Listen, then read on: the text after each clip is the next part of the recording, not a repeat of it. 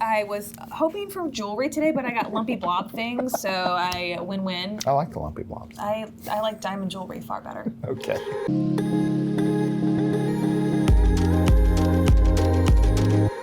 Pull the card. No way. Shake me. No way. Oh, there's nothing in here. Y'all are so not fun. What about chuck me? Chuck this at the director who said there was gonna be something fun in here. Really? Oh my gosh, nothing in the box. All right, so I don't have jewelry. I was told to shake a box. There's nothing in the box. What would make my day better?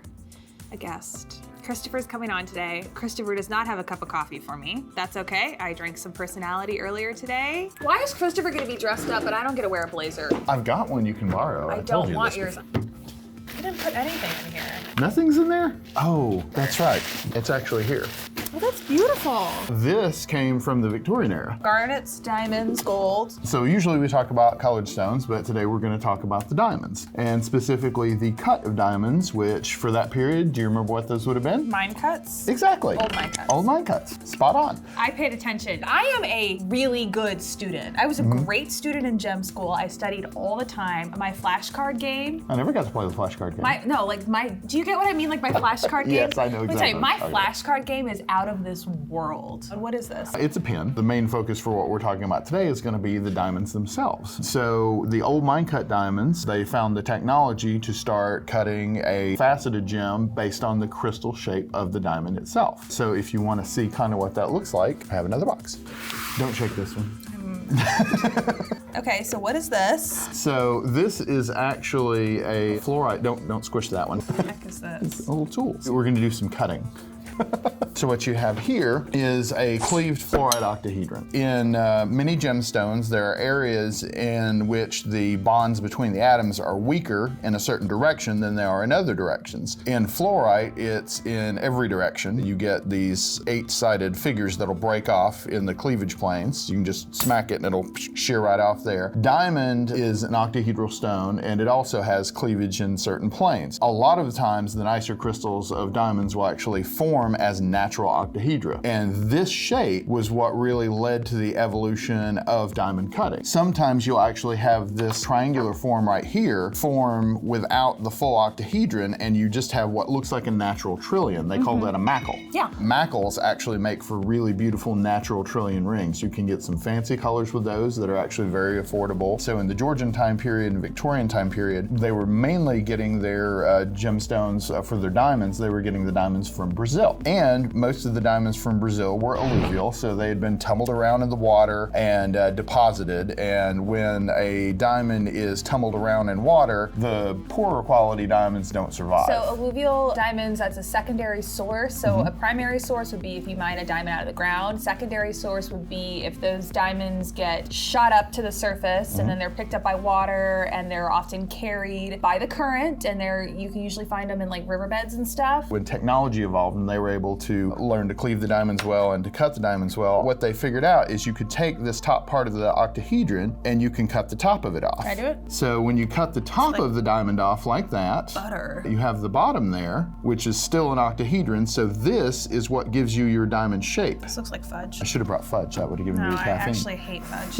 What this does is it gives you the pavilion on the bottom, it gives you your table, and these are your first 4 facets. And so that is just simply called a table cut. For a single cut diamond, basically you then cut these corners off this way and on the bottom. And once you do that, you have these facets on the side, and you're really starting to get an idea as to what your shape for the diamond's going to be. And here. And so you do that again on the bottom, and now you've started to have some shape for the diamond take form.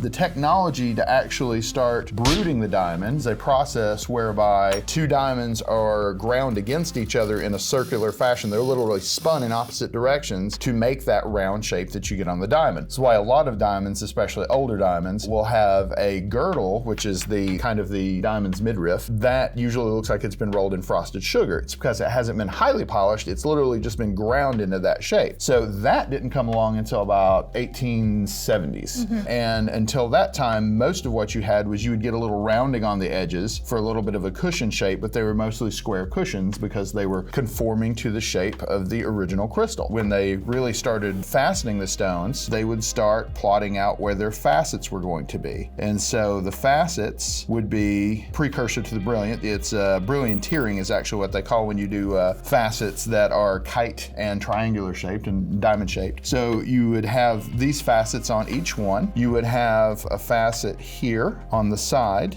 You would put facets here and facets here on the sides and the corners. And now what you have to do once you've blocked this off is you actually have to remove that material. This flat edge, remove this flat edge. So these original faces are actually going to be the original faces polished, but the original faces of the diamond, of course, with the table. And what you're going to wind up with is a total of 58 facets. You're going to have a very large culet on the bottom, which the culet is the bottommost point of the diamond, and they would polish that off so it wasn't sharp and pointed and would typically break, because this is a lot more vulnerable to breakage. But if you polish it off, sort of like a miniature table on the bottom, when you cut these facets on the top, because of the angle, you're getting a reflection inside the diamond that's going to produce color along with white light return as well. Now, of course, instead of being nice soft clay, they had to work with the hardest substance that we've ever found. So that would be very, very challenging.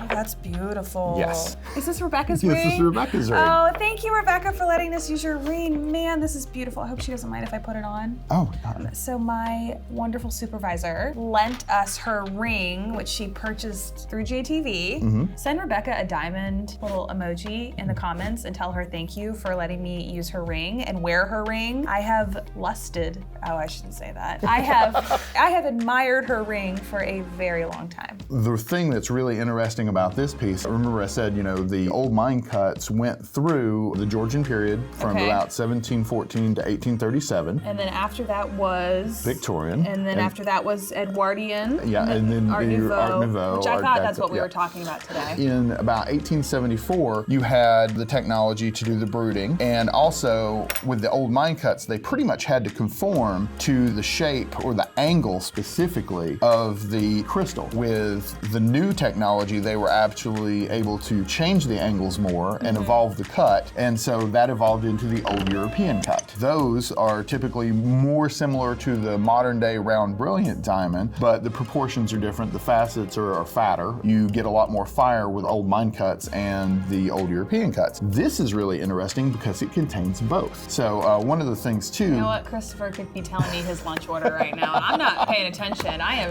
mesmerized. Just starstruck by Rebecca's ring. Look at the center stone and you'll see that little hole right in the middle of it. You can see how large that culet is. You can actually see it face up from the stone. You'll also notice that they're very, very clean. Typically, because in some cases they had to do the cleaving, the polishing was very rough. Lower quality diamonds did not really survive the process. Another thing is you don't find as much of them as you used to, because once the technology changed, a whole lot of those stones got recut, especially when they got the technology to do the round brilliants. The angles changed a little bit more, and it was more valuable to lose the weight and cut for the perfect cut than it was to keep it as the old piece. So a lot of those old diamonds were lost. Which is a real shame. One of the things I do when I'm helping someone pick out a diamond for an engagement ring, and it's becoming more and more popular. A lot of people like the Art Nouveau style, Art Deco style. I kind of just want a plain old ring. Plain, simple. Just a good old solitaire. Good old solitaire. Good old solitaire. Right at the moment. This changes weekly. I probably changed my engagement ring preferences more than I do my dishes. So eventually you're gonna be keeping some guy on his toes. Poor dude. I would say he'll be lucky. With this one, again, you have a blending of the two, so it's possible even that some of the old mine cuts had been replaced by old European cuts. So that would probably put this ring possibly having been made in the Georgian period, but had been modified up to the late Victorian period as well. A lot of people are really liking those older style now, styles. Yeah. And I've had 2 or 3 just in this last year really, really want the old European cut, because it really does give you the bigger, chunkier flashes of rainbow color. And it's great to have that sparkling scintillation or movement of white light with the nice brilliance. But for me, I love colored gemstones. I love color more than anything else. So my favorite cuts are always going to be those old mine cuts and the old European cuts, because no diamond cut puts off the color like that to me. Man, that looks really good on me. Well, we'll have one more for you to try. Is it Elizabeth's ring? No. What? That's not Elizabeth's ring? No, it's actually not. No, this was Rebecca actually one. has tiny fingers. She does. My big old fat fingers. I am not much of a pin person, but that is lovely. But here, this ring right here, you're gonna tell us all about. I'm guessing that's an Art Deco look. So you had a lot of filigree work done during that period, but the diamond is much, much more regular in its proportions than the old mine cut. Sometimes, like you can see the outline of this particular octahedron here, like that. Natural octahedra sometimes can have very irregular shapes around the outside, and the diamonds in the old mine cuts are gonna conform to that. When you start being able to brute the diamond and actually make it round, then those proportions get so much better because now you have a uniformity to it. This one is just like almost perfectly round. All of the facets are very, very much proportional to one another. And so you get a very uniform and even reflection of the white light, the brilliance, a more even dispersion from the fire, whereas old mine cuts look more like a freeform sculpture. But that's kind of the evolution of what led to our modern round brilliant, which is more in the lines of this little guy right here. Smaller diamond in this one, but just really, really perfect little cut. So tell us a little bit more about the technological advances that change the way we cut diamonds. One of the things that was really easy when I first started buying estate jewelry is if you were kind of on the fence as to whether something was a diamond or not, is to look for that frosted girdle. Like I said, the girdle of the stone looked like it had been rolled in powdered sugar. Now they can actually polish the girdle and have it be smooth all the way around. You know, you can't just not see a bruted girdle and be like, that's not a diamond. Now it actually can be. Part of what has aided that technology is laser cutting. Instead of taking a hammer to those cleavage points. Lasers. So they can take a piece of rough, whatever shape it is, octahedral, or if it's just like a, you know, a big old lumpy blob like this, they can take lumpy blob. That's a very lumpy blob. technical term. Lumpy blob. Sometimes they do look like a lumpy blob. They have a machine that you can take a piece like this, it'll scan the outside of the diamond rough. Sometimes they'll polish a window in it to make sure that it's clean inside. They'll cut away the parts that aren't clean, depending on how high of a quality diamond they want to get. Sometimes they cut for weight, but if it's not going to lose too much weight, you're going to cut out all of those pieces that are going to show up in the final piece. The computer scans the outside of the rough, and then computer generates the cuts that will give the best yield. The lapidary marks off all the areas that need to be cut out, and they can really just laser those right off, and then they get to the polishing and grinding for the final piece. There are automated cutting factories, but the finest diamonds are still cut by hand. Yeah, it's still a really, really long process. But yeah, the technology from just a simple grinding wheel to laser cutting and a final polishing with the exact perfect proportions has evolved immensely over the last 100 years. Yeah, I think that's like the understatement of the century. Literally. Literally, like understatement of the century. I am not capable of cutting a diamond, and that's okay. There are other people out there who can cut a diamond. I just like to wear them. So this was fun, Agreed. Christopher. Thank you for the surprise. I hope there's more lumpy blobs in our future. Thank you for coming on. Well, thank you for having me. Let's do a closer look, and I'm gonna pick Rebecca's ring. Take a closer look at those diamonds, look at the sparkle, look at the beautiful gold, look at the design. It's a great way to learn about kind of the history of diamond cutting. You've got old European cuts as well as old mine cuts. Old mine cuts in this one, and then old European cut in this one.